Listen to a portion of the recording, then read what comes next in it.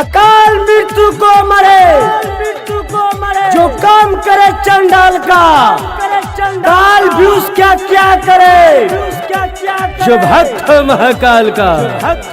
हर हर महादेव।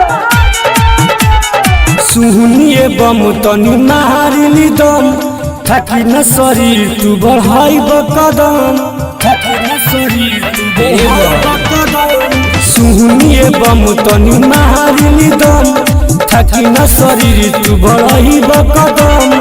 तुहरा से बम सुन कहतानी, शिव जी के नाम बरमांड होला। असहीना बम सबके डिमांड होला, भोले बाबा के चिलम बरांड होला। असहीना बम सबके डिमांड होला, भोले बाबा के चिलम बरांड होला। भोले बाबा के चिलम बरांड होला।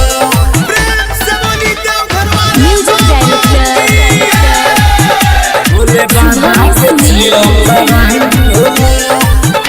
सभे कमार लेके देवघर जात बाटे, भोले के भगती में झूमत बाटे, झूमत बाटे।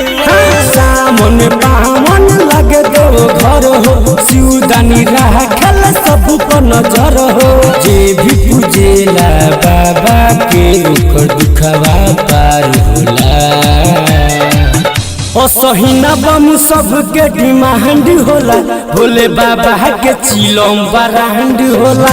असहीना बम सबके डिमांड होला, भोले बाबा के चिलम बरांड होला। भोले बाबा के चिलम बरांड होला।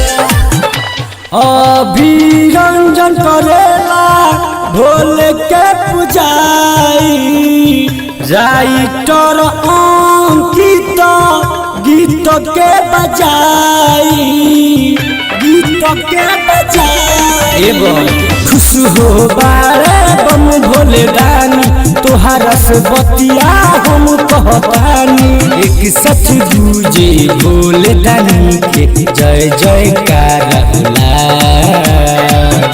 असहीना बम सबके डिमांड होला, भोले बाबा के चिलम बरांड होला। असहीना बम सबके डिमांड होला, भोले बाबा के चिलम बरांड होला। आरके रिकॉर्डिंग स्टूडियो कोटवा।